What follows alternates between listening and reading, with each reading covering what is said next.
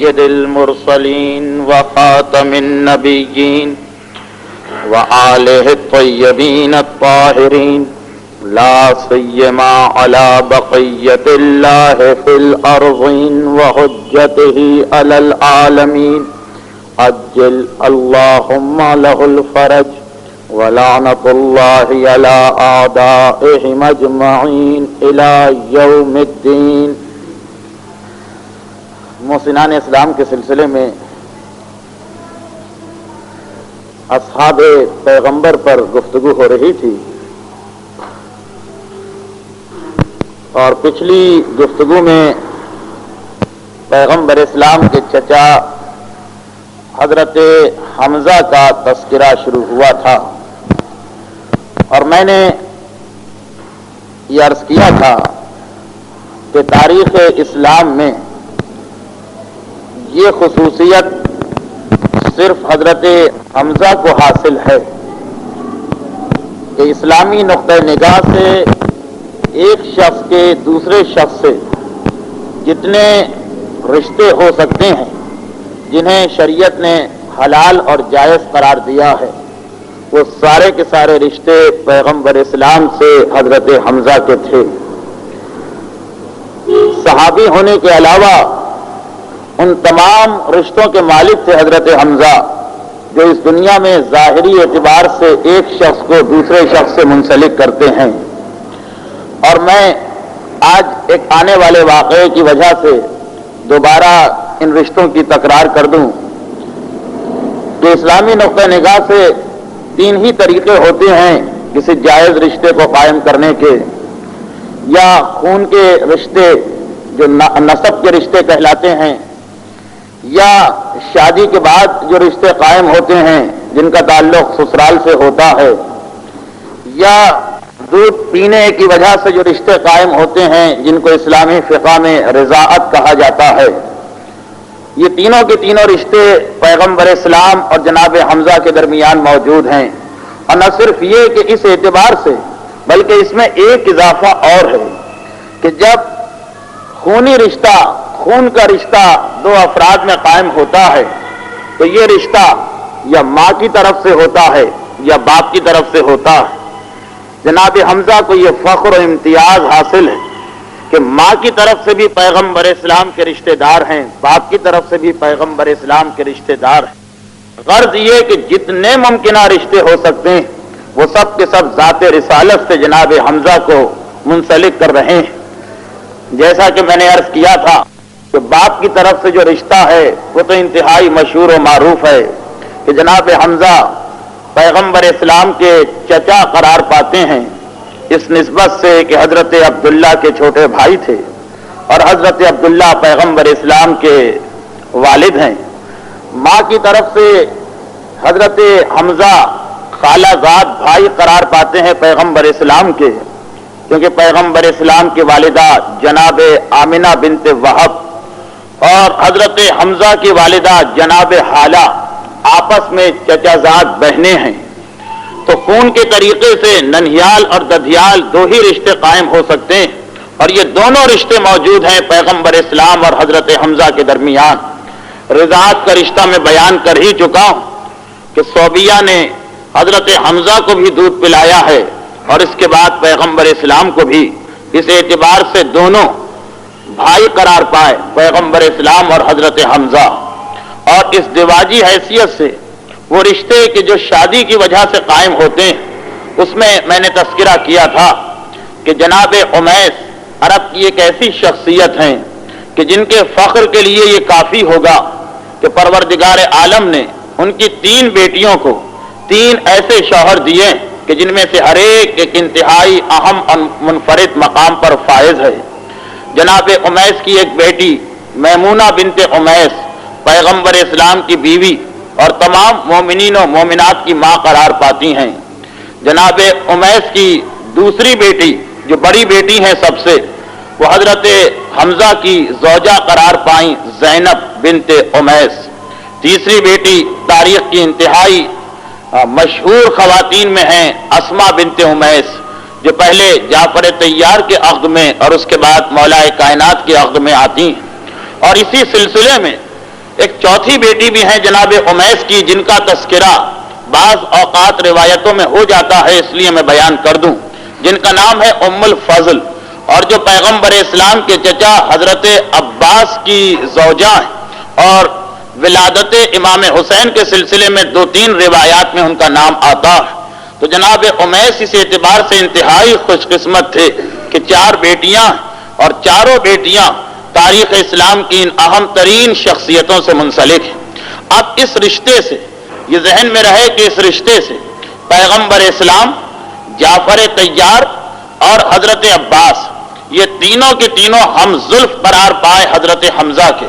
4 بہنیں ہیں، اور یہ چاروں بہنوں کے 4 شوہر ہیں جن کے درمیان آپس میں ہم زلف کا رشتہ ہوا، اور یہی رشتہ سبب بنا تھا کہ پیغمبر اسلام نے ایک فیصلہ کیا تھا آگے چل کے، جس میں یہ رشتہ ہی سبب بنا تھا اس فیصلے کا، جس کی تفصیل آگے آئے گی۔ اس کے علاوہ، ان رشتہ داریوں کے علاوہ، یہ تو ظاہری رشتے ہوئے رسالت سے جناب حمزہ کے، اس کے علاوہ کیونکہ اسلام میں فقط ظاہری رشتہ ہی کافی نہیں، اس کے علاوہ ایمان کا، معرفت کا اور رسول کی رسالت کو قبول کرنے کی وجہ سے ایسا عظیم رشتہ قائم ہوا ہے کہ پیغمبر اسلام کی مشہور روایت کہ مجھے بھائیوں میں جتنے بھی بھائی ہیں پیغمبر اسلام کے، سگے بھائی تو کوئی نہیں، لیکن چچا زاد، پھوپھی زاد، ماموں زاد، خالہ زاد، اس اعتبار سے بڑا وسیع خاندان ہے۔ میں نے گزشتہ ہفتے عرض کیا تھا کہ 16 اولادیں تھی حضرت عبد المطلب کی، اور ان میں سے ہر ایک کی کئی اولادیں تھیں، تو ایک بہت ہی وسیع خاندان ہے پیغمبر اسلام کا۔ وہ فرماتے ہیں کہ احب الی من اخوانی، مجھے اپنے بھائیوں میں سب سے زیادہ محبت علی سے ہے، اور اپنے چچاؤں میں سب سے زیادہ محبت ابو طالب اور حمزہ سے ہے۔ اور اسی سلسلے میں ایک روایت اور ہمارے سامنے آتی کہ جس کے اندر ہمارے 8ویں امام کا فرمان ہے کہ میرے جد پیغمبر اسلام نے ایک مرتبہ ارشاد فرمایا تھا کہ میدان قیامت میں جب لوگ لائے جائیں گے تو سب کے سب پیادہ ہوں گے، سب کے سب پیدل ہوں گے، صرف 4 ہستیاں ایسی ہوں گی، ہمارے خاندان کی 4 ہستیاں ایسی ہوں گی کہ جو سواری پر سوار ہو کے آئیں گی۔ پیغمبر کا جملہ یہ تھا کہ صرف ہم 4 ایسے ہوں گے جو ایک سواری پہ سوار ہو کے آئیں گے۔ راوی نے پوچھ لیا اللہ کے رسول وہ کون 4 ہیں؟ تو پیغمبر نے کہا کہ سب سے پہلے میں براق پر سوار ہو کر میدان قیامت میں حاضری دوں گا، اس کے بعد میرے بھائی صالح نبی جو اللہ کے ایک نبی ہیں وہ اپنے ناقے پر سوار ہو کر میدان قیامت میں حاضری دیں گے۔ حضرت صالح کے ناقے کا تذکرہ روایات میں بہت کثرت سے آتا ہے، اور اس کے بعد میرے چچا حمزہ جو میری اونٹنی کے اوپر سوار ہو کر میدان قیامت میں حاضری دیں گے، اور اس کے بعد میرے بھائی علی کہ جو جنت کی سواریوں میں سے ایک سواری پہ سوار ہو کے آئیں گے، اور ان کے ہاتھ میں لوائے حمد ہوگا، حمد کا پرچم ہوگا۔ باقی 3 سواری پہ سوار ہوں گے، علی کے ہاتھ میں لوائے حمد ہوگا، اور ایک مرتبہ ہم سب میدان قیامت سے گزر کے جنت میں داخل ہوں گے۔ جنت میں داخل ہو کر میرے بھائی علی لوائے حمد کو لے کر عرش خدا کے قریب جا کے کھڑے ہوں گے، اور اس انداز سے خدا کی وحدانیت اور میری رسالت کی گواہی دیں گے کہ سارا میدان قیامت اس آواز کو سنے گا، ہر ایک کا دل کانپے گا، اور سب کہیں گے کہ یہ یا تو انتہائی بلند فرشتے کی آواز ہے، یا کسی نبی مرسل کی آواز ہے، یا عرش خدا کے اٹھانے والوں کی آواز ہے۔ اس وقت ایک فرشتہ میدان قیامت میں صدا دے گا کہ نہیں، یہ صدیق اکبر علی ابن ابی طالب کی آواز ہے۔ تو اب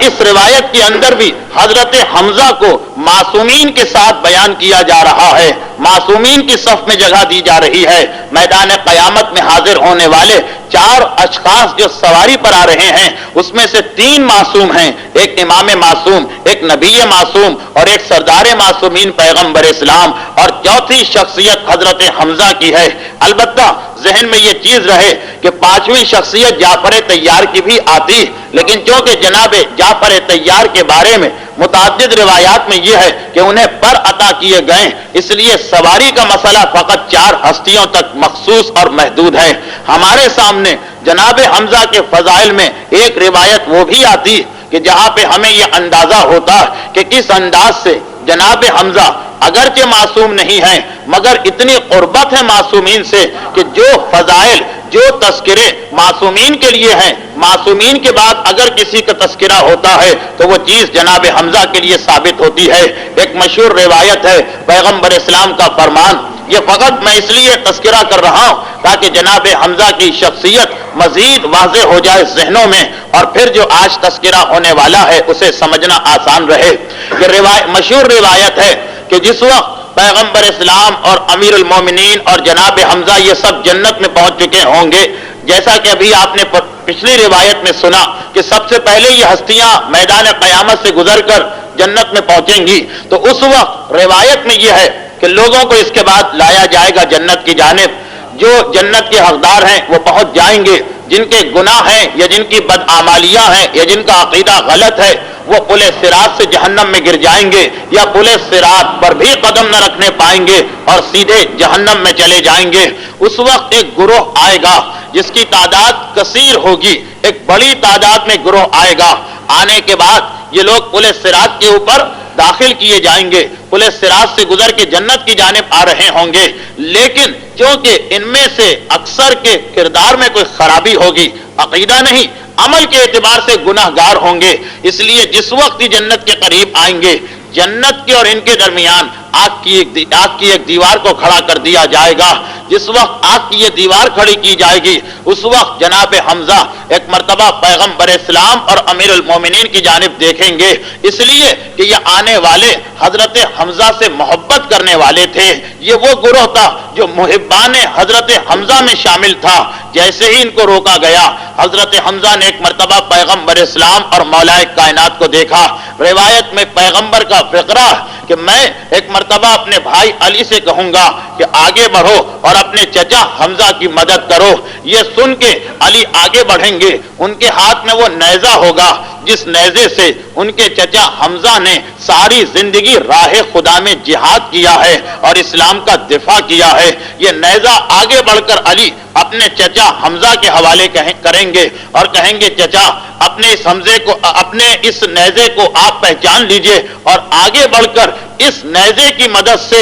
اپنے اولیاء اور دوستوں کو جہنم کی آگ سے بچائیے، جس طرح آپ اپنی زندگی میں اولیاء خدا کا تحفظ کیا کرتے تھے۔ آج وہ وقت آیا ہے کہ آپ اپنے اولیاء کو بچائیے۔ یہ سن کے حضرت حمزہ نیزہ لے کے آگے بڑھیں گے اور روایت یہ ہے کہ ادھر آگ کی اس دیوار پہ نیزہ ماریں گے، آگ کی وہ دیوار 500 سال کے فاصلے پر دور ہو جائے گی اور ہر وہ شخصیت کہ جس کے دل میں حمزہ کی محبت تھی وہ حمزہ کی شفاعت کی وجہ سے جنت کے اندر داخل ہو جائے گی۔ تو اندازہ کیا جا سکتا ہے اگرچہ اس روایت میں بھی یہ تذکرہ ہے کہ حمزہ کی شفاعت براہ راست نہیں ہے، علی کے ذریعے سے ہے، مگر حمزہ سے محبت کرنے والوں کا یہ مقام ہے کہ ان کی مدد اللہ کے رسول کر رہے ہیں، ان کی مدد مولا کائنات کر رہے ہیں اور خود جناب حمزہ ان کی مدد کر رہے ہیں۔ اب جناب حمزہ کا جو یہ مقام ہے، جو یہ فضیلت ہے، اس کی ایک وجہ تو آپ نے سماعت فرمائی،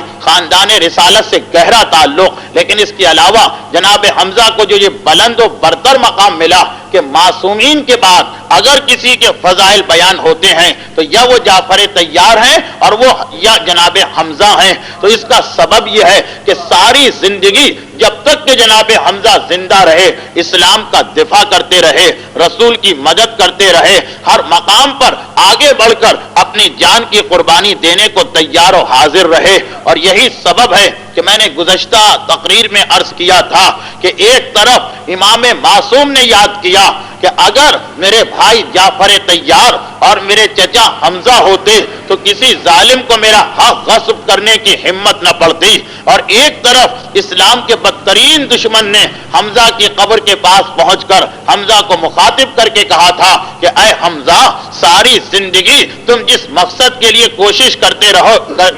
کرتے رہے، آج دیکھو کہ تم ناکام ہو گئے اور اسلام ہمارے ہاتھ میں اس طرح آ گیا کہ ہمارے بچے اسلام سے گیند کی طرح سے کھیل رہے ہیں۔ یہ جملہ خود خراج عقیدت ہے جناب حمزہ کی شان میں کہ وہ دشمن دین بھی جانتا تھا کہ اگر ہم اس وقت ناکام ہوئے تھے تو فقط حمزہ کے وجود کی وجہ سے۔ جناب حمزہ کے بارے میں گزشتہ تقریر میں نے یہاں تک گفتگو کو پہنچایا تھا کہ اسلام سے پہلے ہی جناب حمزہ کو پیغمبر اسلام سے انتہائی عقیدت و محبت تھی، اس اعتبار سے بھی کہ بچپنے کے ساتھی ہیں، اور اس اعتبار سے بھی کہ جناب حمزہ یہ جانتے ہیں کہ میرے بھائی کی یہ واحد نشانی ہے۔ جناب حمزہ کو اپنے بھائی حضرت عبداللہ بھی یاد ہیں، اور اسی حوالے سے پیغمبر اسلام سے محبت کا اظہار کیا جا رہا ہے، یہاں تک کہ وہ زمانہ آیا کہ اب ظاہری اعتبار سے پیغمبر اسلام،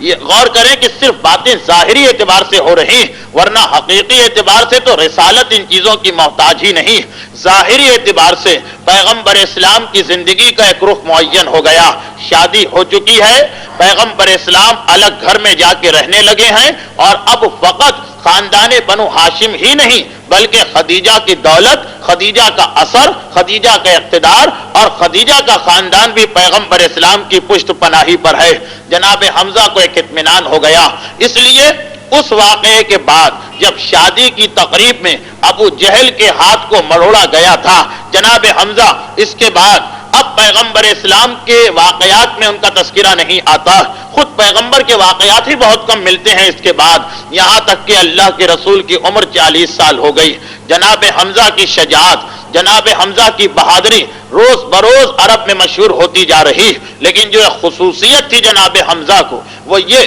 کہ ان جنگوں میں قطعاً حصہ نہیں لے رہے تھے جس میں بے گناہوں کا خون بہایا جاتا۔ جناب حمزہ بہادر، اور اس زمانے میں ہر بہادر آدمی کا فریضہ ہوتا تھا کہ وہ اپنے قبیلے کی طرف سے جنگ میں حصہ لے، چاہے وہ قبیلہ حق پر ہو یا باطل پر ہو۔ جناب حمزہ اس کے لیے تیار نہ تھے، چنانچہ اپنی بہادری کی تسکین کے لیے جناب حمزہ نے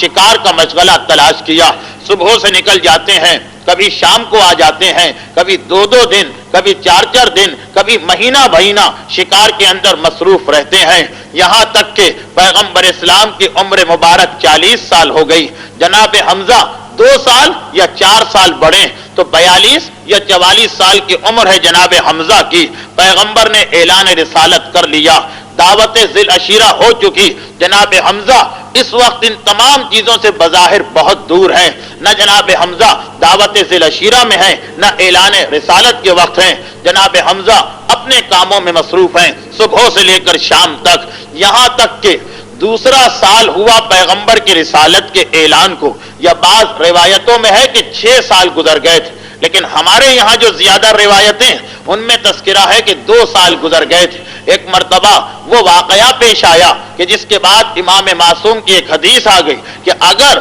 یہی واقعہ کسی اور شخص کسی اور مقام پر پیش آئے تو یہ گناہ اور حرام ہے، اور حمزہ واحد شخصیت ہیں جو اس سبب سے جنت میں جائیں گے کہ جس وجہ سے کوئی جنت میں نہیں جانے والا، اور وہ واقعہ یہ کہ جناب حمزہ شکار پر گئے ہوئے ہیں، کئی دن ہو گئے ہیں جناب حمزہ کو مکے سے نکلے ہوئے۔ پیغمبر اسلام اس زمانے میں صفا پہاڑی کے قریب، حج کے تذکرے میں، جناب حاجرہ کے تذکرے میں، زمزم کے تذکرے میں 2 پہاڑیوں کا نام بہت آتا ہے، صفا اور مروہ۔ اس میں سے پہلی پہاڑی صفا ہے، اس کے قریب ایک مکان تھا، زید ابن ارقم کا مکان تھا۔ یہ مکان تاریخ اسلام میں انتہائی اہمیت رکھتا ہے۔ اگر آپ میں سے کسی کو مکے جانے کا اتفاق ہوا اور وہاں پر یہ آثار دیکھنے کا موقع ملا تو آپ نے مشاہدہ کیا ہوگا کہ جناب زید ابن ارقم جو بالکل شروع کے مسلمانوں میں سے ایک مسلمان تھے، ان کا مکان خانہ کعبہ سے کافی قریب تھا، پہاڑی کے دامن میں تھا، کچھ چھپا ہوا مکان بھی ہے، کچھ پناہ گاہ کی حیثیت رکھتا ہے، اور ساتھ ساتھ مکے سے قریب ہے، جبکہ خاندان بنو ہاشم کے مکانات کعبے سے نسبتاً دور تھے۔ وہ مکان بھی جو حضرت عبداللہ اور حضرت ابو طالب کا تھا، اور وہ مکان بھی جو جناب خدیجہ کا تھا، یہ دونوں مکان کعبے سے خاصے دور، اور زید ابن ارقم کا مکان کعبے کے قریب بھی ہے اور پہاڑی کے سائے میں بھی ہے۔ چنانچہ پیغمبر نے پہلا مرکز اسلام کی تبلیغ کا اسی مکان کو بنایا تھا، اور صبح سے پیغمبر یہاں تشریف فرما ہوتے تھے، شام تک یہاں رہتے تھے۔ اس مکان کا پتہ مکے میں کسی کو نہیں تھا، صرف خاص مسلمانوں کو معلوم تھا کہ پیغمبر اسلام سارا دن کہاں گزارتے ہیں، اور اب جو اسلام قبول کرتا تھا اس کی ذمہ داری تھی کہ اپنے ماحول میں جا کر دیکھے کہ میرے دوستوں میں، میرے رشتہ داروں میں، میرے خاندان والوں میں کون ہے کہ جو اسلام کے قریب جلدی آ سکتا ہے۔ جا کے تبلیغ کرے، اور جب یہ دیکھتا تھا کہ ہاں اب یہ آدمی مسلمان بننے کے لیے تیار ہے تو اسے لے کر انتہائی احتیاط کے ساتھ، کسی کی نگاہ نہ پڑ جائے، چھپتے چھپتے اس مکان کے اندر پیغمبر کے پاس لے کے آتا تھا۔ پیغمبر کا دستور یا طریقہ تھا کہ صبح سے شام کے دوران 3 یا 4 مرتبہ خانہ کعبہ کے قریب جاتے تھے، عبادت کرتے تھے، اور باقی سارا وقت اسی مکان کے اندر گزارا کرتے تھے۔ تو اب ایک مرتبہ ایک دن کا وقت تھا، پیغمبر اسلام اس مکان سے نکلے اور چلنے لگے اپنے مکان کی جانب۔ جس وقت پیغمبر اس مکان سے نکل کر اپنے مکان کی جانب جا رہے تھے تو قریب میں ابو جہل تھا، پیغمبر اسلام کی تلاش میں تھا۔ اسی زمانے میں اس کے قریبی جاننے والوں میں سے کچھ لوگوں نے اسلام قبول کر لیا تھا، پیغمبر کی تلاش میں تھا۔ ایک مرتبہ اس کی نگاہ پیغمبر اسلام پر پڑی، راستہ روک کے کھڑا ہو گیا۔ تاریخ میں یہ ہے کہ پیغمبر اسلام کے سامنے انتہائی برا بھلا کہنے کے بعد، پیغمبر کی توہین کرنے کے بعد، مٹی اور جانوروں کا گوبر اٹھا کر پیغمبر اسلام کے جسم پہ ڈالا۔ اللہ کے رسول نے اپنے ہاتھوں سے اس گندگی کو دور کیا اور سر جھکا کے آگے بڑھ گئے اور اپنے مکان میں تشریف لے گئے۔ اب تاریخ یہاں پر 3 مختلف روایتیں ہمارے سامنے پیش کر دی، نتیجہ سب کا ایک ہے لیکن روایتوں کی ابتدا میں فرق ہے۔ ایک روایت یہ ہے کہ یہ واقعہ ہو گیا، پیغمبر اسلام گھر میں تشریف لے گئے، ابو جہل یہاں سے پلٹ کے کعبے کے قریب پہنچا اور اپنے ساتھیوں کے درمیان بیٹھ کر بڑے فخر کے ساتھ یہ بیان کرنے لگا کہ آج میں نے کس طرح سے عبداللہ کے یتیم کو ستایا تھا اور اذیت پہنچائی تھی۔ قریش کا دستور تھا کہ جو شخص بھی اپنے خیال میں یہ کارنامہ انجام دیتا تھا وہ کعبے کے قریب آ کے اس کا اعلان کیا کرتا تھا۔ ادھر ابو جہل اپنے ساتھیوں کے درمیان بیٹھ کر اعلان کر رہا، اور ادھر اسی وقت جناب حمزہ کئی دنوں کے بعد شکار سے فارغ ہو کے واپس مکے میں داخل ہوئے۔ اب 3 روایتیں ہیں۔ ایک روایت یہ کہ جس وقت وہ صفا پہاڑی کے پاس سے گزر کے اپنے مکان میں جانے لگے تو ان کے دوست کی ایک کنیز اس پہاڑی کے قریب بیٹھی تھی اور اس نے ایک مرتبہ جناب حمزہ کا راستہ روکا۔ ایک روایت میں ہے کہ نہیں، خود جناب حمزہ جب اپنے گھر میں گئے تو جناب حمزہ کی بیوی نے ان کو مخاطب کیا، اور ایک روایت میں ہے کہ جناب حمزہ کی بہن جناب صفیہ نے ان کو مخاطب کیا۔ اور تینوں میں یہ یعنی تاریخ اس پر تو متفق ہے کہ گفتگو کرنے والی کوئی عورت، اور یہ بھی تاریخ کے اندر موجود کہ اس نے اس انداز سے گفتگو کی۔ صرف یہ ہے کہ اگر وہ بیوی تھی تو یہ کہا تھا کہ اے حمزہ، اگر ہم مان بھی لیں کہ تمہارا یہ بھتیجا معاذ اللہ غلط کہہ رہا ہے، جھوٹا ہے، نبی نہیں ہے، تب بھی ہمارے اور اس کے درمیان تو ایک رشتہ قائم ہے۔ حضرت حمزہ نے سنا، حیران ہو کر پوچھا کہ اس بات کو یاد دلانے کی کیا ضرورت ہے؟ اور ادھر یہ ہے کہ اس کنیز نے یہی کہا تھا کہ اے حمزہ، تم انتہائی بہادر ہو، عرب میں تمہاری بہادری کی دھوم ہے، لیکن یہ کیسی بہادری ہے کہ تمہارا بھتیجا اگر غلط بھی ہو تو تمہاری آنکھوں کے سامنے اس پر یہ ظلم کیا جائے۔ حضرت حمزہ ایک مرتبہ چونک کے دیکھتے ہیں اور سوال کرتے ہیں کہ کیا ظلم ہو گیا؟ کہا ابھی اسی مقام سے ابو جہل گزر رہا تھا، تمہارا بھتیجا بھی اس جگہ سے جا رہا تھا، ابو جہل نے اس طرح راستہ روکا، اس طریقے سے توہین کی، اس طریقے سے نجاستیں پھینکی۔ حضرت حمزہ اس وقت جوانی کا شباب ہے، آج 44 سال کی عمر بڑھاپے کی عمر سمجھی جائے گی، لیکن اس وقت کے اعتبار سے ایک پختہ عمر ہے، کامل عمر ہے، اور ایک مرتبہ شکار بھی کر کے آ رہے ہیں، اور پھر ساتھ ساتھ شجاعت اور دلیری، تیزی کے ساتھ گھر جانے کے بجائے سیدھے کعبے کے قریب پہنچے۔ ہاتھ میں جو کمان اور تیر تھا وہ اٹھا کے ابو جہل کے سر پہ اس طرح سے مارا کہ اس کا سر پھٹ گیا، اور کہا کہ خبردار، آج کے بعد سے اگر تو نے میرے بھتیجے کو کچھ کہا تو اس کے بعد میرا اور تیرا مقابلہ ہوگا، یہ ہماری اور تمہاری جنگ ہوگی۔ اتنا سننا تھا، کسی نے مذاق اڑانا شروع کر دیا۔ ابھی تک جناب حمزہ نے نہ اسلام کا اعلان کیا ہے، نہ اسلام کے بارے میں غور کیا ہے، نہ ابو جہل سے اسلام کے مسئلے پر جنگ کی، فقط یہ ہے کہ میرے خاندان سے تعلق رکھتا، میرا بھتیجا، تو نے میرے بھتیجے پر ہاتھ کیوں اٹھایا؟ جب یہ گفتگو سنی تو کسی نے مذاق اڑاتے ہوئے، طنز کرتے ہوئے ایک مرتبہ کہا کہ حمزہ، ایسا لگ رہا ہے کہ تم بھی بے دین ہو گئے، ایسا لگ رہا ہے کہ تم نے بھی اپنے دین کو بدل لیا۔ جناب حمزہ نے اب تک اس مسئلے پر سوچا بھی نہیں تھا، لیکن بات ایسی مقام پر ہو رہی تھی، اتنے جذبات طاری ہو چکے تھے کہ یہ جو سنا تو کہا کہ ہاں بس یہی سمجھ لو کہ آج سے میں اپنے بھتیجے کے دین میں داخل ہو گیا، وَأَشْهَدُ أَن لَّا إِلَٰهَ إِلَّا اللَّهُ وَأَنَّ مُحَمَّدًا رَّسُولُ اللَّهِ۔ بس ادھر یہ کلمہ جناب حمزہ کی زبان سے نکلا، ابو جہل نے اپنے ساتھیوں کو روکا، اسے یہ خوف محسوس ہوا کہ بات اگر اور آگے بڑھ گئی تو ابھی جو بات جذبات میں کہی ہے حمزہ نے، کہیں اس پر سختی سے نہ جم جائیں، اور حمزہ جیسا اگر ہمارا مخالف ہو گیا تو پھر بہت مشکل ہو جائے گا اس کے بھتیجے کو ستانا۔ ابو جہل نے اپنے ساتھیوں کو خاموش کیا، جناب حمزہ پلٹ کے گھر آئے، گھر آنے کے بعد تیر و کمان رکھا، لباس بدلا، بستر پہ لیٹے، لیکن اب جو بستر پر لیٹے تو بے اختیار یہ خیال آیا کہ میں اس وقت کیا کہہ کے آ گیا، میں نے اس وقت کس عقیدے کا اقرار کر لیا، اسی پریشانی کی حالت میں ہے۔ پیغمبر اسلام کو تو معلوم ہے کہ واقعات کس انداز سے پیش آ رہے ہیں۔ اسی رات کو پیغمبر اسلام چچا کے گھر آتے ہیں، ملاقات کے لیے آئے۔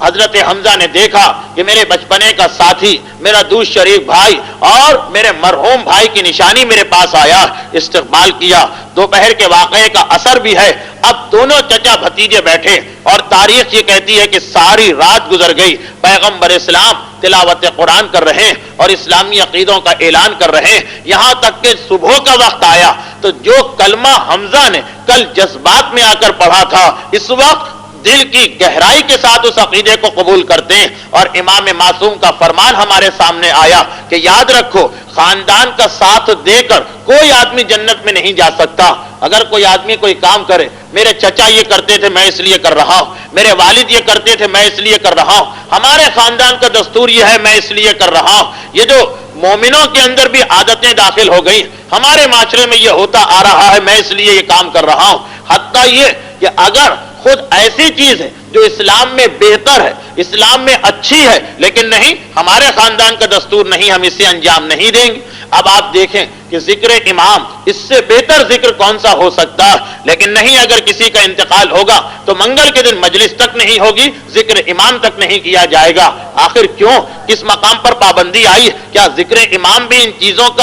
چیزوں کی قید میں ہے کہ فلاں دن ذکر امام کرو تو معاذ اللہ خراب ہو جاتا ہے اور فلاں دن کرو تو برکت والا ہوتا ہے؟ نہیں، وجہ کچھ نہیں، دلیل کچھ نہیں، ہمارے گھر کا دستور یہ، ہمارے خاندان کا دستور یہ، مرنے والا چاہے آج محتاج ہو کہ اس کے پاس ذکر امام کی صورت میں جلد از جلد کوئی تحفہ بھیجا جائے، مگر نہیں، ہمارے گھرانوں کا ہی دستور ہے ایک دن وہ اور مصیبت میں گزار دے یہ ہمیں قبول ہے، مگر ذکر امام تک ہم کرنے کو تیار نہیں ہوں گے۔ تو جب بہترین عبادتوں کے اندر لوگ اپنے خاندان کو لے کے آ جاتے ہیں اور بدترین گناہوں کے اندر لوگ اپنے خاندان کو لے کے آ جاتے ہیں، بھائی شادی کے موقع پر اگر دولہا کے ہاتھ میں سونے کی انگوٹھی نہیں ہوگی تو کیا غضب ہو جائے گا، نکاح میں کیا خرابی پیش آ جائے گی، اس رشتے کے اندر کون سی کمزوری رہ جائے گی، کچھ نہیں سننا، بس ہمارے خاندان کا دستور ہے کہ یہ تو ہونا ہی ہونا۔ تو بدتر اور بہتر دونوں چیزوں میں خاندان داخل ہو جاتا، اور امام معصوم اعلان کر رہے کہ جس نے اپنے خاندان کا ان معاملات میں خیال رکھا اس نے گناہ کیا، وہ فعل حرام کا مرتکب ہو گیا۔ اور پھر امام کہہ رہے کہ خاندان کا ساتھ دینا کسی کو جنت میں نہیں لے جا سکتا سوائے حمزہ کے، کہ انہوں نے جس وقت اپنے خاندان کا ساتھ دینے کے لیے اپنے عقیدے کا اعلان کیا، دل سے ابھی اس کو نہیں مانا تھا، مگر وہی خاندانی غیرت، وہی خاندانی حمیت جناب حمزہ کو اسلام میں لے کے آ گئی، اور جناب حمزہ نہ صرف یہ کہ بہشت میں پہنچے بلکہ اس اعلیٰ ترین مقام پر پہنچے جو معصومین کے بعد کسی کو مل سکتا ہے۔ اب جناب حمزہ اسلام کے ایک انتہائی مخلص و وفادار سپاہی بن چکے ہیں، اب نہ شکار ان کا مشغلہ رہا، نہ اب مکے کو چھوڑ کر جنگلوں اور ویرانوں میں جانا ان کا مشغلہ رہا، اب حمزہ ہیں اور ہر وقت پیغمبر اسلام کا تحفظ ہے۔ ایک بڑا خطرہ جو رسول کو تو قطعاً نہیں تھا مگر رسول کے ماننے والوں کے ذہن میں تو تھا کہ یہ ارقم کا مکان ہے، ایک چھوٹا سا مکان ہے، اگر کبھی دشمنوں کو اطلاع مل گئی اور ایک دم سے یہاں پہ حملہ کر دیا گیا تو کہیں پیغمبر اسلام کو نقصان نہ پہنچ جائے۔ لیکن اب جناب حمزہ کی یہ ذمہ داری لگا دی گئی کہ وہ پیغمبر کے ساتھ اس مکان میں رہیں۔ جناب حمزہ یہ بھی کر سکتے تھے کہ مکے کے بازاروں میں، مکے کی گلیوں میں جائیں، جہاں جہاں جو پریشان حال مسلمان نظر آئے جا کے اس کی مدد کریں، بلال کو کافروں کے مظالم سے بچائیں، عمار یاسر کی پشت پناہی کریں، خباب کا حوصلہ بڑھائیں، لیکن سارے مسلمانوں کے نزدیک، بلال کے نزدیک وہ مظالم برداشت کر رہے ہیں، یہ بہتر ہے، حمزہ رسول کے ساتھ رہنا چاہیے۔ عمار یاسر ان تمام سختیوں کو برداشت کرنے کو تیار ہیں جسے سن کر انسان کا جسم کانپ اٹھتا ہے، مگر انہیں یہ گوارا نہیں کہ حمزہ ہمیں بچانے آئے اور رسول کو چھوڑ دیا جائے۔ تو سارے مسلمانوں کا متفقہ مشورہ تھا کہ جناب حمزہ اس گھر میں پیغمبر کے محافظ کی حیثیت سے رہیں، اور بات اتنی اہم تھی،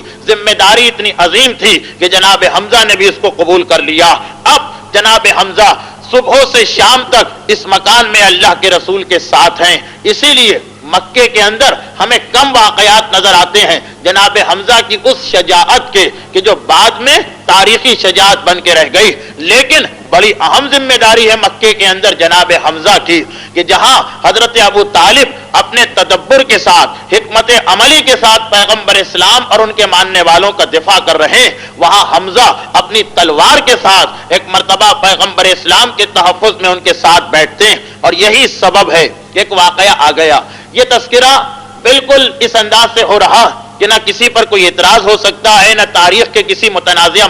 مسئلے کو چھیڑا جائے گا، لیکن جو تاریخ سب مانتے ہیں اسی کا تذکرہ کرتے ہو کہ ایک مرتبہ وہ واقعہ بھی آ گیا کہ مسلمانوں کی ایک ایسی شخصیت جو اس وقت تک اسلام قبول نہیں کر چکی تھی، وہ اپنے گھر سے یہ تہیا کر کے نکلی کہ آج مجھے جا کر اس شخص کا سر اڑا دینا جس نے نبوت کا دعویٰ کر کے ہمارے گھروں کے اندر یہ جھگڑا اور اختلاف پیدا کر دیا۔ یہ عزم و ارادہ کر کے وہ شخصیت اپنے گھر سے چلی، بعد میں سلسلہ خلافت میں یہ شخصیت ہمیں نظر آتی۔ اب یہ گھر سے نکلی، راستے میں کسی نے بتایا کہ تم ان کو مارنے جا رہے ہو، اپنے گھر میں جا کے دیکھو تمہاری بہن اور بہنوئی مسلمان ہو چکے ہیں۔ پلٹ کے آئے، یہاں آ کے دیکھا، واقعاً یہ دیکھا کہ میرے گھر میں تلاوت قرآن ہو رہی۔ اس کے بعد اب یہاں سے چلے پیغمبر کی خدمت میں تاکہ جا کے اسلام کا اعلان کریں، تاکہ جا کر اپنے اسلام کے قبول ہونے کا اقرار کریں۔ یہ ارادہ کر کے چلے۔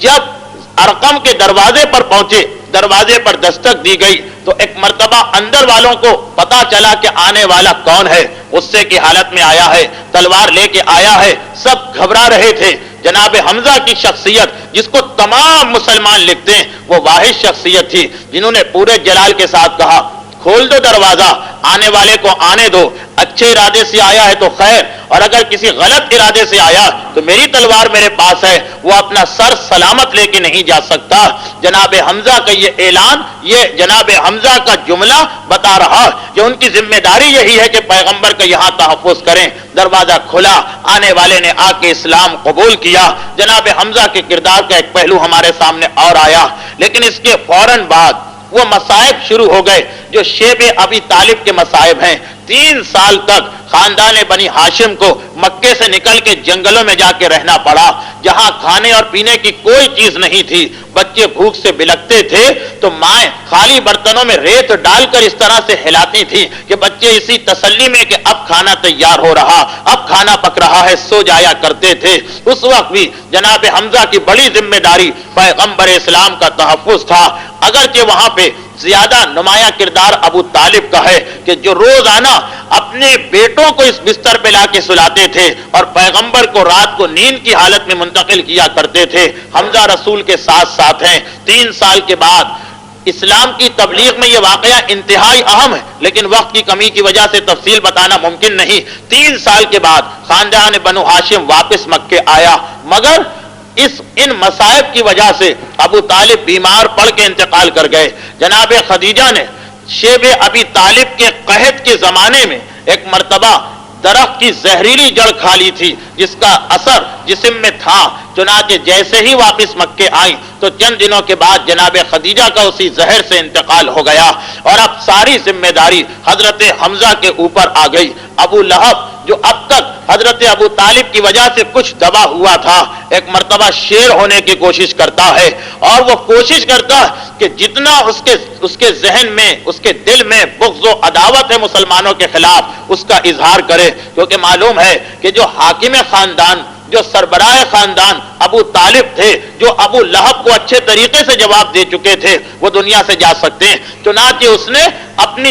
اذیت اور تکلیف پہنچانے کا آغاز کر دیا۔ اب ابو لہب کا انداز دیکھیے تکلیف پہنچانے کا کس قسم کا ہے، کہ کس انداز سے کافروں نے ان چھچوری حرکتوں کے ذریعے سے اسلام کو روکنا چاہا۔ اب ابو لہب خاندان بنی ہاشم سے تعلق رکھتا ہے۔ پرانے زمانے کا دستور و طریقہ تو آپ کو معلوم ہوگا کہ ایک خاندان کے لوگ ایک ہی جگہ مکان بنا کے رہتے تھے۔ ابو لہب کا مکان پیغمبر اسلام کے مکان کے برابر تھا، چنانچہ ابو لہب نے یہ طریقہ اختیار کیا۔ اور یہ بھی آپ نے سنا ہوگا علماء سے اور مجالس میں کہ ابو لہب کی بیوی جو تھی، جسے قرآن نے حمالۃ الحطب کہا، وہ صحیح معنوں میں ایک انتہائی کینہ پرور قسم کی عورت تھی، جو حقیقت میں کسی کے گھر کو جہنم بنا کے دے۔ اس کا تعلق خاندان ابو سفیان سے تھا، بہن تھی ابو سفیان کی، ابو لہب کی بیوی۔ تو اب اس نے اور اس کے شوہر نے مل کے پیغمبر کو تکلیف پہنچانے کے سلسلے کا کھل کے آغاز کیا، اور پہلا ہی کام یہ کیا کہ تمام دن کے بعد جتنا کوڑا تھا وہ سب لا کے پیغمبر اسلام کے گھر کے دروازے کے سامنے ڈھیر کر دیا۔ جس انداز سے آج کل مومن ایک دوسرے کو اذیت پہنچاتے ہیں، یہ سنت ابو لہب اور سنت حمالۃ الحطب ہے کہ سارا کوڑا لا کے پیغمبر اسلام کے گھر کے دروازے کے سامنے ڈھیر کر دیا۔ یہ عرب کے طریقے اور عرب کے رواج کے مطابق انتہائی گری ہوئی اور چھچوری حرکت تھی۔ عربوں کے بارے میں یہ تھا کہ دشمنی بھی کرتے تھے تو کچھ باتوں کا خیال رکھا جاتا تھا۔ اس اعتبار سے ایک ایسی چیز تھی کہ ایک کافر سے بھی اس کی توقع نہیں کی جا سکتی تھی۔ اور یہ عجیب بات ہے کہ 1400 سال پہلے جس بات کی توقع کافر سے نہیں ہو سکتی آج مومن سے کی جاتی ہے، لیکن خیر ایک الگ مسئلہ۔ ابو لہب نے جس وقت یہ کیا، جناب حمزہ نے دیکھ لیا، اور جناب حمزہ کو معلوم ہو گیا کہ اس وقت اگر ابو لہب کو یہ نہیں بتایا گیا کہ رسول کے پیچھے رسول کا پشت پناہ کون ہے، وہ سمجھ رہا ہے کہ ابو طالب کے بعد اب محمد کا بچانے والا کوئی نہیں۔ یہ عقائد جو ہمارے ہیں ذات الہی کے بارے میں، اس کا ابو لہب سے تو کوئی تعلق نہیں۔ وہ تو دیکھ رہا ہے کہ میرے بڑے بھائی کا انتقال ہو گیا، اب کون ہے بچانے والا؟ تو اگر آج اس کو نہیں بتایا گیا تو سب سے زیادہ تکلیف کا سبب یہی بنے گا، اس لیے کہ دیوار برابر اس کا گھر ہے، اور پڑوسی اگر ستانے پر آئے تو اس انداز سے ستا سکتا ہے کہ بڑے سے بڑا دشمن بھی اتنی تکلیف نہیں پہنچا سکتا، کیونکہ پتھر مارنا، قتل کرنا، تیر پھینکنا یہ اتنی اذیت نہیں جتنا 24 گھنٹے پڑوسی کی تکلیف میں زندگی گزارنا۔ تو اب جناب حمزہ نے جب یہ منظر دیکھا، غصے کی حالت میں برابر کا دروازہ کھٹکھٹاتے ہیں، دروازہ کھول کے ابو لہب نکلا۔ ابو لہب بڑا بھائی ہے، حمزہ چھوٹے بھائی ہیں، اور عرب کے دستور اور خاندانی نظام کے مطابق حمزہ احترام کرنا چاہیے حمزہ کو ابو لہب کا، مگر یہ دین کا مسئلہ، یہ شریعت کا مسئلہ، حکم خدا کے سامنے کسی کی بات بھی نہیں مانی جا سکتی ہے، حتیٰ یہ کہ والدین بھی خلاف شریعت حکم دیں تو اس کو قبول نہیں کیا جا سکتا۔ یہاں تو ایک کافر بھائی کا مسئلہ، وہ سارا کوڑا اٹھایا اور اٹھانے کے بعد ابو لہب کے سر پہ ڈال دیا، اور حمزہ بغیر کچھ کہے ہوئے اپنے گھر کے اندر آ گئے۔ تاریخ یہ بتاتی کہ ابو لہب نے یہ منظر دیکھا، ایک مرتبہ سمجھ گیا، ایک مرتبہ اس نے بھاپ لیا کہ ابو طالب کے بعد میرا بھتیجا بے سہارا نہیں ہے۔ آج تو حمزہ نے صرف اتنا کیا، لیکن کل وہ تلوار نکال کے میری گردن بھی اڑا سکتے ہیں، اس لیے کہ کسی اور قبیلے کے آدمی کو مارنا مشکل ہوتا، قبیلے کی جنگ ہوتی، لیکن ایک ہی خاندان کے دو آدمیوں میں اگر اختلاف ہو اور ایک دوسرے کو قتل کر دے تو مسئلہ آگے نہیں بڑھ پاتا ہے، کون انتقام لے؟ وہی لوگ تو ہیں خاندان کے اندر۔ ابو لہب نے یہ منظر دیکھا، اسی لیے تاریخ یہ کہتی ہے کہ اس نے سر پکڑ کے صرف اتنا کہا کہ میں کتنا احمق ہوں کہ میں نے بلا وجہ ایک مصیبت کو مول لیا۔ ابو لہب کا یہ فقرہ بتا رہا کہ وہ پہچان گیا تھا کہ اگر یہ بات آگے بڑھ گئی تو میرے لیے کتنا مشکل ہو جائے گا زندگی گزارنا۔ چنانچہ جناب حمزہ کی اس شجاعت کی وجہ سے، اس دلیری کی وجہ سے اور بر وقت فیصلے کی وجہ سے خاندان بنو ہاشم کے آپس کے اختلاف کا مسئلہ ختم ہو گیا، اور ابو لہب اس کے بعد بالکل خاموش ہو گیا۔ لیکن جناب حمزہ کی شجاعت کا سلسلہ چلتا رہا۔ ایک واقعہ جو تاریخی اعتبار سے پہلے کا ہے لیکن وہ اب تک میں نے بیان نہیں کیا، ضمناً چاہتا ہوں کہ اس کا بھی تذکرہ کر دوں کہ جب ابو طالب زندہ تھے اور سردار خاندان تھے، اس وقت ایک مشہور واقعہ پیش آیا تھا، بلکہ دو واقعات تھے۔ ایک آپ اکثر سنتے ہیں کہ حضرت ابو طالب کو ایک مرتبہ پتہ چلا کہ کافی عرصے سے، یعنی کافی وقت گزر گیا، میرا بھتیجا نظر نہیں آیا، اور فوراً ذہن میں خیال آیا کہ کہ شاید قریش کے سرداروں نے میرے بھتیجے کو قتل کرا دیا. اپنے خاندان کے سارے افراد جس میں جناب حمزہ خاص طور پر تھے انہیں لے کے خانہ کعبہ کے قریب پہنچے اور قریش کے ہر سردار کے قریب ان کو بٹھا دیا اور کہا تھا کہ جیسے ہی میں اشارہ کروں تم تلوار نکال کر اس کا سر کاٹ دینا. ابو طالب پورے مکے سے جنگ کرنے کو تیار ہیں اگر ان کے بھتیجے کو کوئی نقصان پہنچ چکا. سارے مکے کے جتنے بھی سردار سب کے قریب اپنے خاندان کے افراد کو بٹھایا اور حکم ہے کہ جیسے ہی میں اشارہ کروں ویسے ہی ان سب کی گردنیں اڑا دینا. بعد میں جو کچھ ہوگا ابو طالب اس کو برداشت کرنے کے لیے تیار ہے. لیکن پیغمبر اسلام اس وقت نظر آ گئے اور وہ معاملہ ختم ہو گیا. اس سے بھی پہلے کا ایک واقعہ تھا کہ جب پیغمبر اسلام خانہ کعبہ کے قریب عبادت خدا میں مصروف تھے، نماز ادا کی جا رہی تھی، ایک مرتبہ ابو جہل نے اپنے ساتھیوں سے کہا بہترین موقع ہے اس وقت، یہ عبداللہ کا یتیم بالکل تنہا اور اکیلا ہے، کوئی اس کے قریب نہیں، خاندان بنی ہاشم کا فرد، آگے بڑھو اور دیکھو کہ کون زیادہ آج اذیت پہنچا سکتا ہے. بس اتنا سننا تھا. دو چار آدمی آگے بڑھے اور اونٹ کی جو اوجھڑی ہوتی، وہ جو غلاظتیں ہوتی، وہ جو پیٹ کی گندگیاں ہوتی، انہیں لا کر پیغمبر اسلام کی کمر پر اس حالت میں کہ جب اللہ کے رسول اپنے معبود کے سامنے سجدہ کر رہے، اس حالت میں پیغمبر کی کمر پہ ہی نجاستیں اور آلائشیں ڈالی. پیغمبر اسلام نے اس ظلم کو برداشت تو کیا مگر ایک مرتبہ گھر واپس آتے ہیں اور واپس آنے کے بعد سوال کرتے ہیں ابو طالب سے کہ یہ بتائیے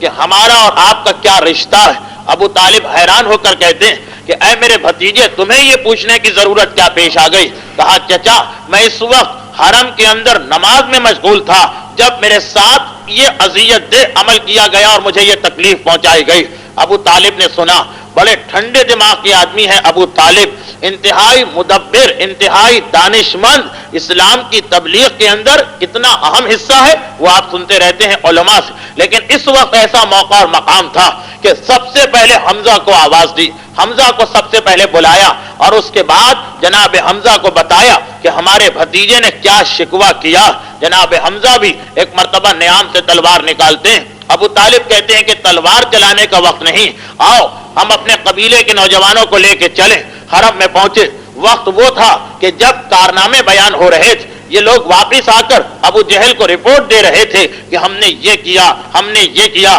ہر ایک بڑھ کے باتیں بنا رہا تھا کہ میں نے اس طرح سے نجاست پھینکی، میں نے اس طرح سے غلاظت جسم کے اوپر ڈالی. ابو طالب پہنچے، سناٹا چھا گیا اس لیے کہ حمزہ ساتھ ساتھ ہیں. ابو طالب خود کھڑے ہو گئے، حمزہ کو حکم دیا جاؤ اور جتنے افراد وہ نظر آ رہے ہیں جنہوں نے میرے بھتیجے کو اس وقت ستایا وہی ساری غلاظتیں اور گندگی لا کر ان کے اوپر ڈالو اور خبردار اس وقت اگر کوئی بھی بولے تو اس کی گردن اڑا دینا، بغیر کسی اور حکم کے اس کی گردن کو اڑا دینا. ایک مرتبہ حمزہ ایک کا اس سردار کے پاس جاتے ہیں جو کافروں کا سردار تھا اور بالکل اسی انداز سے ان کو بدلہ ملتا. لیکن حمزہ کا جلال اور ابو طالب کا انداز دیکھ کر آج ابو جہل بھی بالکل خاموش ہے. اگرچہ اسے پتا ہے کہ اگر ہم اس وقت بولے تو ہم تعداد میں زیادہ ہیں، ہمارے ساتھ قبیلے زیادہ ہیں، مگر حمزہ کا نام ہی ایسا تھا اور ابو طالب جیسے شخص کو غصہ آنا یہ بات ہی ایسی تھی کہ ابو جہل بھی خاموش یہ منظر دیکھ رہا ہے.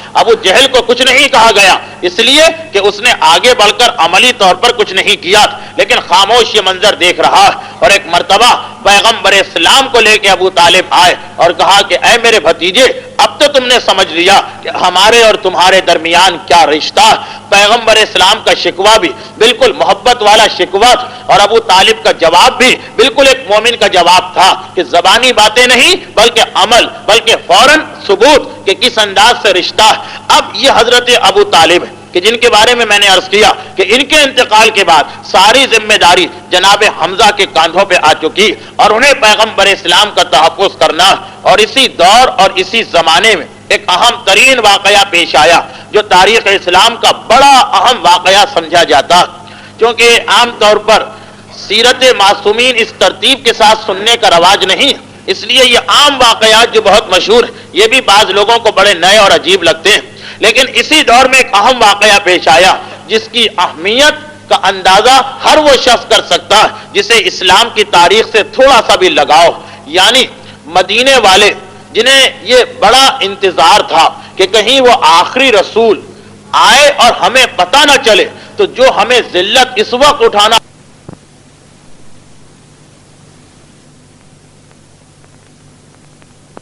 یہودیوں نے مسلسل ان قبیلوں کو جو بت پرستوں کے قبیلے تھے آپس میں لڑایا اور اپنی حکومت قائم کی، اور ہمیشہ یہ کہا کرتے تھے کہ ان قریب ایک آخری رسول آنے والا، اور ہماری کتابوں میں اس کی نشانیاں لکھی، ہم اسے پہچان کر اس کی دعوت کو قبول کریں گے اور پھر اس کا دین ساری دنیا میں پھیلے گا، ہم ساری دنیا کے حکمران بن جائیں گے اور تمہیں ہمارا غلام بننا پڑے گا۔ بت پرستوں کے قبیلے جن کو نہ نبوت سے کوئی غرض نہ رسالت پر ان کا اعتقاد، مگر اتنے عرصے سے، اتنے طویل عرصے سے یہ لوگ سن رہے تھے کہ باپ نے بیٹے کو اور بیٹے نے اپنے بیٹے کو بتایا کہ دیکھو ایک ایسا رسول آنے والا، اور اگر ہم سے پہلے یہ یہودی وہاں پہنچ گئے تو ہمیں ان کا غلام بن کے رہنا پڑے گا۔ اس لیے کہ ان بت پرستوں کو تو پتا نہیں تھا کہ وہ رسول کیسا ہوگا، وہ تو سمجھے کہ جیسا یہودی ویسا ہی وہ رسول ہوگا۔ تم جیسے ہی اس کی اطلاع پاؤ فوراً جا کے اس سے ملاقات کرنا، فوراً اس کا ساتھ دینا، اس سے پہلے کہ یہ لوگ پہنچے تم اس تک پہنچ جانا۔ اب عرب میں ایک دستور تھا، بت پرست ہر سال مکے میں جمع ہوتے تھے جو ان کا حج کہلایا کرتا تھا، اور اس حج کے موقع پر خاندان قریش کو بڑی سہولتیں حاصل تھیں، بلکہ ان کے بڑے اختیارات تھے۔ ان کا پہلا اختیار یہ تھا کہ جب کوئی شخص مکے کی سرزمین پہ آئے اور خانہ کعبہ کا طواف کرنا چاہے تو اسے لباس پہننے کی اجازت نہیں ہوتی، چاہے مرد ہو، عورت ہو، بوڑھا ہو، جوان ہو، بچہ ہو، صرف وہ آدمی لباس پہن سکتا ہے جسے قریش کا کوئی آدمی اپنا لباس دے۔ اور جب یہ معاملہ تھا تو ایک معمولی لباس ہزاروں اور لاکھوں درہموں کا بکتا تھا۔ اصل مسئلہ کیا تھا؟ پیغمبر سے اتنا اختلاف کیوں تھا؟ یہ سارا کاروبار ختم ہو رہا تھا، یہ سارے پیسے مارے جا رہے تھے، اس کے بعد بھی حج کے پورے موقع پر ہر جگہ کمائی ان کے ہاتھ میں تھی، کون کہاں رہے، کہاں خیمہ لگائے، کہاں سے کھائے، ہر چیز کے پیسے دینا پڑتے تھے ان کو قریش کو۔ اور اتنا اہم موقع تھا کہ باقی عرب کے لوگوں کو پتا تھا کہ ہم جائیں گے تو لٹیں گے، مگر اہم موقع ہے، 360 بتوں کی زیارت کا موقع ملتا، لوگ پھر بھی آیا کرتے تھے، جمع ہوا کرتے تھے۔ تو ہر سال مدینے سے لوگ آتے تھے اور تلاش میں رہتے تھے کہ وہ رسول کون ہے، یہاں تک کہ جب پیغمبر کے اعلان رسالت کو 12 سال گزرے، اس وقت مدینے کے کچھ آدمیوں نے مینا کے میدان میں پیغمبر سے ملاقات کر لی۔ یہ بھی تاریخ کا ایک بہت ہی اہم واقعہ کہ مینا کا میدان حج کا ایک رکن ہے، حج کا ایک جز ہے، حج کی ایک اہم ترین عبادت ہے، اور پیغمبر نے اپنی رسالت کے آخری سالوں میں یہ طریقہ اختیار کیا کہ مینا کے میدان میں جہاں سارے عرب کے حاجی آتے تھے وہاں جا کر اپنی رسالت کا اعلان کرتے تھے، بتوں کی خرابی بیان کرتے تھے اور قریش کے مظالم کا تذکرہ کرتے تھے۔ یہ رسول کی سنت ہے کہ آج اگر اس کو دہرایا جاتا ہے تو لوگوں کو اعتراض ہونے لگتا ہے کہ حج کے موقع پر سیاست کا کیا کام، حج کے موقع پر ان باتوں کا کیا کام، آؤ نماز پڑھو، حج کرو اور چلے جاؤ۔ مگر اللہ کے رسول نے اپنی رسالت کی شروع میں حج کے موقع پر یہ سنت قائم کر دی کہ عرب کے لوگوں کو حقیقت بتائی جاتی ہے۔ مدینے کے لوگوں نے اسلام قبول کیا اور یہ کہہ کر گئے کہ ہم تو ابھی 6 یا 12 آدمی ہیں، اگلے سال ہم لائیں گے اپنے سارے آدمیوں کو۔ اگلے سال 72 آدمی آئے اور پیغمبر کے ہاتھ پر بیعت کرتے ہیں اور وعدہ کرتے ہیں کہ آپ ہمارے یہاں آئیے، ہم آپ کا تحفظ کریں گے۔ لیکن یہ مسئلہ تھا کہ اگر قریش کو ذرا سا بھی پتا چل جاتا کہ یہ شخص کہ جس پر ہم نے اتنے مظالم کیے ہیں ہمارے ہاتھ سے نکلنے والا ہے اور ایسی جگہ جانے والا کہ جو ہمارے لیے موت کے برابر ہے، مدینہ قریش کے لیے موت تھی، اس لیے کہ قریش کا سارا کام یا حج کی کمائی پر چلتا تھا یا تجارت پر چلتا تھا، اور تجارت کہاں سے کی جاتی تھی؟ شام سے، شام کے اور مکے کے راستے میں مدینہ پڑتا۔ اب جو بھی قافلہ آئے گا یا جائے گا مدینے سے اس کو گزرنا پڑے گا۔ اگر مدینے کے اوپر مسلمانوں کا قبضہ ہو گیا تو قریش تو بے موت مارے گئے، ان کی ساری تجارت ختم، ان کا سارا پیسہ ختم۔ تو اگر قریش کو ذرا سی اطلاع مل جاتی کہ ایسا منصوبہ بن رہا ہے مکے کے اندر مینا کے میدان میں،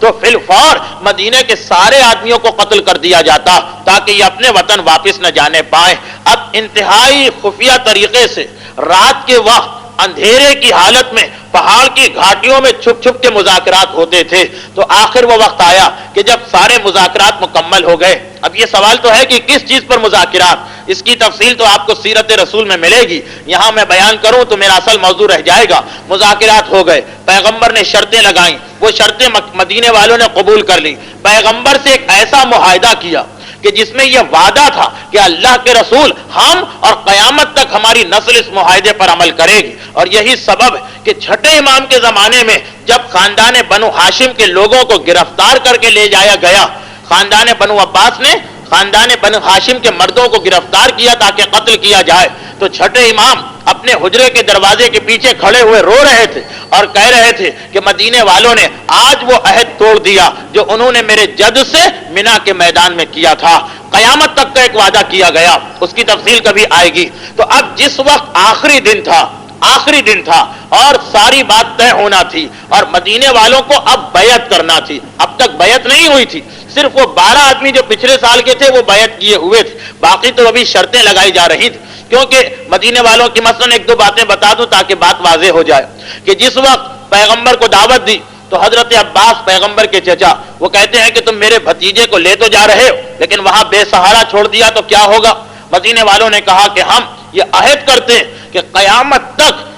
آپ کے چچا آپ کے بھتیجے کا اور ان کی نسل کا تحفظ کریں گے، لیکن یہ بتائیے کہ اگر پیغمبر اسلام مکے پہ قابض ہو گئے، کامیاب ہو گئے، تو ایسا نہ ہو کہ ہمیں چھوڑ کے یہاں آ جائیں. پیغمبر نے وعدہ کیا کہ نہیں، اگر مکہ فتح بھی ہو جائے تو میں تمہارے ہی درمیان رہوں گا. یہ ساری باتیں طے ہو رہی تھی، یہ معاہدہ ہو رہا تھا. آخری دن طے پایا اور آخری دن بیعت کرنا تھی. مدینے والے مطمئن اور خاندان بنو ہاشم مطمئن. یہ تو میں نہیں کہوں گا کہ رسول مطمئن، رسول کو تو سب کچھ معلوم ہے، لیکن جو رسول کے رشتہ دار تھے وہ اس طرح سے تیار نہ تھے کہ پیغمبر مدینے چلے جائیں، یہاں ہمارا خاندان ہے وہاں کون ہوگا. جب انہوں نے اپنا اطمینان کر لیا تو یہ طے پایا کہ اب بیعت کر لی جائے. حضرت حمزہ، حضرت عباس اور مولا کائنات 3 آدمی خاص طور پر اس وقت نمایاں تھے. اب یہ بیعت ہونے والی اور ادھر شیطان پہنچا قریش کے اجتماع میں. قریش منا کے میدان میں حج کے لیے آئے ہوئے ہیں، وہاں پہنچا اور آواز لگائی کہ تمہیں کیا ہو گیا، تم مطمئن بیٹھے ہو اور مدینہ تمہارے ہاتھ سے جانے والا. مدینے کے لوگ اس طرح سے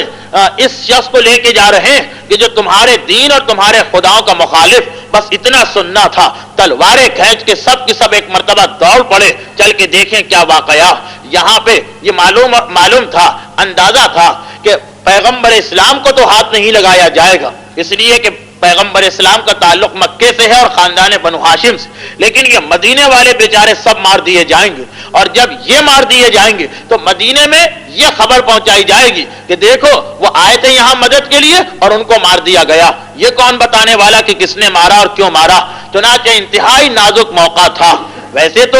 قدرت جب اپنا کام چاہتی ہے تو کسی ظاہری وسیلے کی محتاج نہیں ہوتی، لیکن واقعات اسی طرح آگے بڑھتے ہیں کہ اگر آج مدینے والے مار دیے جاتے، ہجرت نہ ہوتی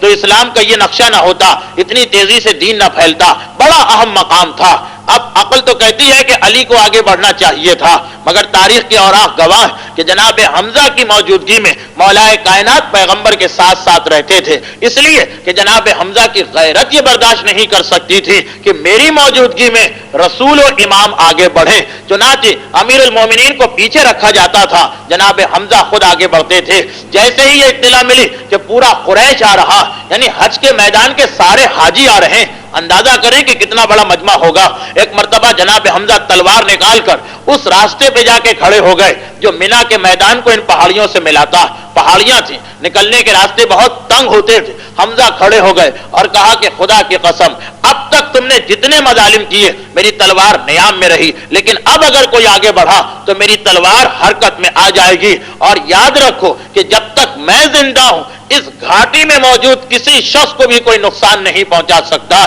قریش نے یہ منظر دیکھا، حمزہ کی تلوار کو دیکھا. ایک مرتبہ آپس میں اختلاف ہو گیا، کچھ نے کہا آگے بڑھو، کچھ نے کہا پیچھے ہٹو. اور جناب حمزہ نے اور حضرت عباس نے بڑی حکمت عملی سے اسی دوران رات کے اندھیرے اور پہاڑی راستوں کا فائدہ اٹھاتے ہوئے ایک ایک کر کے مدینے کے سارے آدمیوں کو ان پہاڑیوں سے نکال دیا اور اس کے بعد پیغمبر کو لے کے بحفاظت مکے میں آ گئے، اور قریش کو پتہ ہی نہ چل سکا کہ وہ جو ہم نے وہاں خبر سنی تھی وہ صحیح تھی یا غلط تھی، اور ہجرت کا معاہدہ ہو گیا۔ چنانچہ مکے آتے ہی پیغمبر نے اعلان کیا کہ اب تم لوگ مدینے جانے کی تیاری کرو، یہاں تک کہ حضرت حمزہ کو بھی مدینے جانے کا حکم دیا گیا، مگر حضرت حمزہ جو کہ ایک انتہائی اہم شخصیت تھے اس لیے وہ اکیلے نہیں گئے، ایک قافلے کے ساتھ گئے، اور اس قافلے کی حفاظت کی وجہ سے حضرت حمزہ اپنی بیوی اور اپنے بچوں کو مکے چھوڑ کے جاتے ہیں۔ حضرت حمزہ نے اپنے بیوی بچوں کو مکے میں چھوڑ دیا،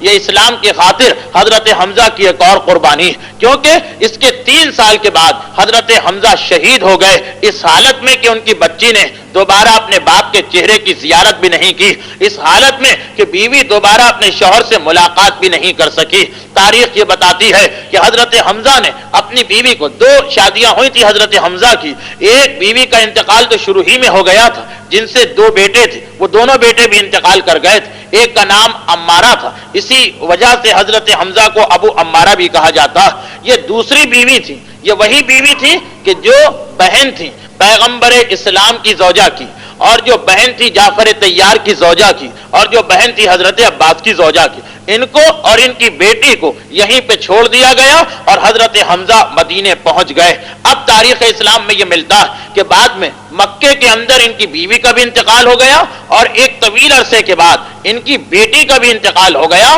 لیکن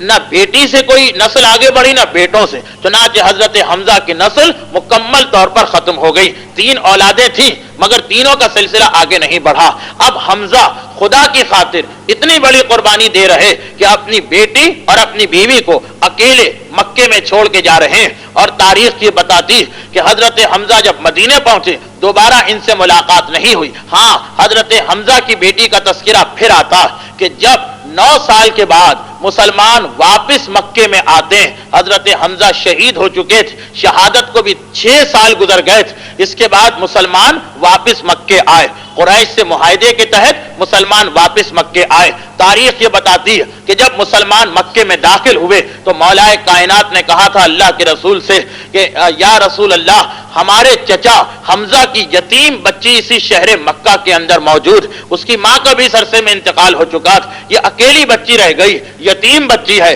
ہمارے چچا کی ہے جس نے اپنی جان کو اسلام کے لیے قربان کیا، آپ اتنی اجازت دیجئے کہ ہم اسے اپنے ساتھ لے کے جائیں، کیونکہ مسلمانوں کو مکے آنے کی اجازت ایک شرط پر ملی تھی کہ وہ کسی بھی مکے والے کو اپنے ساتھ نہیں لے جا سکتے، لیکن خاص طور پر مولا کائنات نے پیغمبر اسلام کی بارگاہ میں اس مسئلے کو پیش کیا تھا۔ پیغمبر اسلام کو حضرت حمزہ کی قربانیاں یاد تھیں، اس بچی کی یتیمی یاد آ رہی ہے کہ جس کا باپ یہاں سے سینکڑوں میل دور میدان جنگ میں شہید ہو چکا ہے، جس کی ماں انتقال کر چکی ہے۔ چنانچہ پیغمبر نے اجازت دے دی، اور مکے کے کافروں سے خاص طور پر اس بچی کے بارے میں کہا گیا، کیونکہ کوئی مرد نہیں تھا، کوئی لڑکا نہیں تھا، ایک بچی کا سوال تھا، اس لیے انہوں نے بھی اعتراض نہیں کیا۔ اب تاریخ یہ بتاتی کہ جب یہ بچی یہاں سے لے جائی گئی اور مدینے پہنچی تو 2 مسئلے پیدا ہوئے تھے، ایک تو شادی کا مسئلہ، اور اس وقت حضرت حمزہ کی قربانیاں 6 سال گزر چکے، مگر مسلمانوں کے ذہن میں اتنی تازہ تھی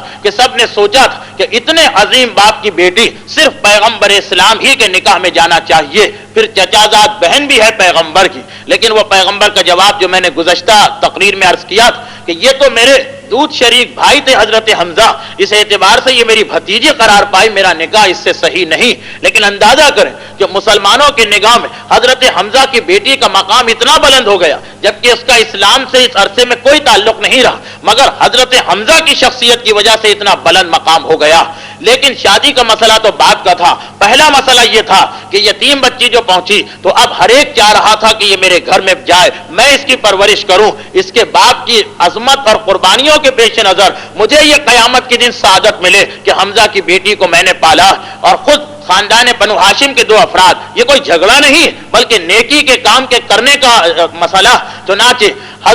سب سے پہلے خود حضرت علی کہتے ہیں اللہ کے رسول، یہ بچی، میں اس بچی کو اپنے ساتھ لے جانا چاہتا ہوں، اس لیے کہ میری چچازاد بہن، میرے چچا حمزہ کی بیٹی۔ اس وقت جناب جعفر طیار آگے بڑھے، کہا اللہ کے رسول اس پر میرا حق تو دوہرا، ایک تو یہ میرے چچا کی بیٹی، اس اعتبار سے میری چچا زاد بہن ہوئی، اور ایک یہ کہ میری بیوی کی بھانجی، میری بیوی کی بہن جو حضرت حمزہ کی زوجہ تھی، اس اعتبار سے میں اس کا خالوں، یہ میری بھانجی بھی ہے، میری بہن بھی ہے، میں چاہتا ہوں کہ اس کی پرورش اپنے ذمے میں لوں۔ زید ابن حارثہ آگے بڑھے، زید ابن حارثہ وہ ہیں کہ پیغمبر نے ان کو اور حضرت حمزہ کو مدینے میں بھائی بنایا تھا، اور آگے بڑھے، کہا اللہ کے رسول حمزہ کو آپ نے میرا بھائی بنایا، یہ میری بھتیجی، میں اسے اپنے پاس لے کے رکھوں گا۔ یہ تینوں شخصیتیں اسلام کی اہم ترین شخصیتیں، مولا کائنات، جعفر طیار، زید ابن حارثہ۔ آخر پیغمبر نے جعفر طیار کے حق میں فیصلہ دیا کہ چونکہ فقہ کے اعتبار سے انہیں دو حق حاصل تھے، چچا زاد بہن بھی ہیں اور ساتھ ساتھ ان کی بیوی کی وجہ سے ان کی بھانجی بھی ہیں، اس لیے پیغمبر نے کہا اس یتیم بچی کی کفالت تمہارے ذمے۔ لیکن اندازہ کریں کہ یہ ساری کی ساری عظمت ہے حضرت حمزہ کی، جس کی وجہ سے یہ مسئلہ کھڑا ہوا۔ حضرت حمزہ مدینے پہنچ چکے ہیں اور ان کے خاندان مکے میں ہے، جس کا میں نے تذکرہ مکمل کیا۔ اب مدینے پہنچ کر حضرت حمزہ نے کیا کیا؟ وقت پورا ہو چکا ہے، اگرچہ میں چاہوں تو آدھا گھنٹہ تقریر کا سلسلہ اور بڑھا سکتا ہوں، لیکن پھر بھی موضوع مکمل نہیں ہو پائے گا، اس لیے کہ مدینے میں جا کر تو حضرت حمزہ کی شخصیت اتنی نمایاں طور پہ سامنے آتی۔ مکے میں تو ان کو تلوار چلانے کی اجازت نہیں تھی، مکے میں تو حضرت ابو طالب کی وجہ سے حضرت حمزہ دوسرے مقام پہ آتے تھے، مدینے کے اندر حضرت حمزہ کی شخصیت سب سے نمایاں، وہاں کے واقعات بھی زیادہ ہیں، تشریحات بھی زیادہ ہیں، وقت کی کمی کو آپ خود محسوس کر رہے ہیں، تو آج اسی مقام تک گفتگو پہنچی۔ انشاءاللہ آئندہ بدھ کو میں کوشش کروں گا کہ حضرت حمزہ کے واقعات مکمل ہو کر اصحاب رسول میں سے کسی ایسے صحابی کے حالات آ جائیں جن کے زیادہ حالات نہیں ملتے، 10-15 منٹ کی گفتگو اس موضوع پر بھی ہو جائے، لیکن آج اس مجبوری کی وجہ سے اسی مقام تک گفتگو کا سلسلہ پہنچا۔ انشاءاللہ آئندہ بدھ کو حضرت حمزہ کی مدینے کی زندگی کے حالات، ان کی شہادت تک یہ بیان کیے جائیں گے۔ خداوندہ ان محسنان اسلام کا واسطہ ان کی طرح ہمیں بھی محمد و آل محمد کی سیرت کے اتباع اور محمد و آل محمد کی خاطر ہر قربانی دینے کا جذبہ عطا فرما، اور خداوندہ ہمیں بھی آخرت میں انہی محسنان اسلام سے ملحق فرما۔ خداوندہ ان محسنان اسلام کی قربانیوں کا واسطہ جتنے بھی پریشان حال مومنین ہیں ان سب کی پریشانیوں کو دور فرما، اور خداوندہ امام زمانہ کے ظہور میں تعجیل فرما۔ ربنا تقبل منا انک انت السمیع العلیم۔